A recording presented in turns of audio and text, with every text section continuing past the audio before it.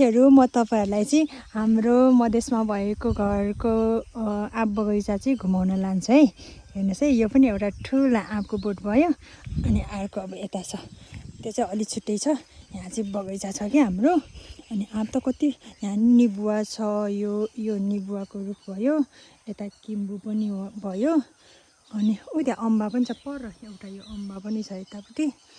अनि आँप बगैँचा यो चाहिँ, यहाँ चाहिँ आँप, लिची केहरू छ कि।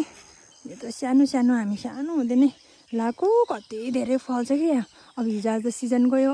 मैले त्यहाँ लिची सानो सानो हिजो आज नै आएको रहेछ त।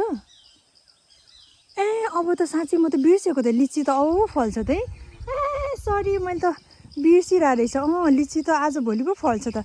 यहाँ आँपहरू यहाँ कति छ, यसमा चाहिँ अलिअलि फलेको रहेछ यता माथि चाहिँ। अनि त्यस पछाडि यहाँ छ क्या अर्को पनि, कति धेरै फलेको रहेछ लिची त। म त कहिले फल्ने जस्तो पो लागिरहेको रहेछ मेरो। मैले त बिर्सिनै लागेछ त। यहाँ हेर्नु न, धेरै फलेको रहेछ। यो त भोलि पर्सि पाक्दाखेरि छ नि, बोट त रातो हुन्छ कि लिची। अनि हामी चाहिँ के गर्थ्यौँ थाहा छ, लिची पाक्ने बेलामा चाहिँ जेठको मध्यतिर त बेसरी पाक्छ। अनि हो त्यो पाक्ने बेलामा चाहिँ यसरी रुखमा नै आएर अनि फलेक काठको ओछ्याएर, रुख चाहिँ ठुल्ठुलो भइसकेको छ अहिले त। अनि यसरी रुखमा आएर हामी यस्तोतिर बसेर दिनभरि लिची खाँदै यहीँ बस्दै, टोइलेट पनि उतातिर घारीतिर जाने है। हामी त बदमास हो नि त। अनि घारीतिर जाने, लिची खाँदै त्यतै आची गर्दै हामी त त्यस्तो गर्थ्यौँ कि। अनि यो चाहिँ आँप हो।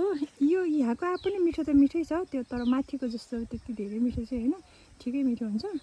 अनि यहाँ चाहिँ धेरै फलफुलको बिरुवाहरू छ। अहिले त यहाँ कति धेरै थियो, त्यो काटेको छ कि। अनि कतिहरू त यसरी काटेर पनि फालिसक्नु भएको छ हाम्रो आपाले। अब रुखहरू पनि बुढो हुँदै गयो नि त। अब नयाँ लाउनु पनि पर्ने होला। नयाँ हाम्रो चाहिँ गार्डन चाहिँ यता छ क्या। अहिले चाहिँ यता छ कि। यहाँ चाहिँ आँपहरू, फलफुलहरूको सबै चाहिँ अहिले यतापट्टि लगाएको छु। यो चाहिँ भयङ्कर छ, रुखहरू जो लगाएको छ सबै। त्यो यो टिकसिक के भन्थ्यो, यो चाहिँ मैले पहिला स्कुलमा काम गर्ने बेलामा नै आपाको लागि बुढेसकालको सहारा होस् भनेर मैले चाहिँ यो जग्गामा चाहिँ मैले रुख लगाइदिएको। यो चाहिँ मेरो आपाको लागि होस्, यहाँबाट भएको आम्दानी चाहिँ मेरो बाबाको लागि होस् भनेर मेरो आफ्नो व्यक्तिगत लगानीले यो रुख लगाइदिएको मैले।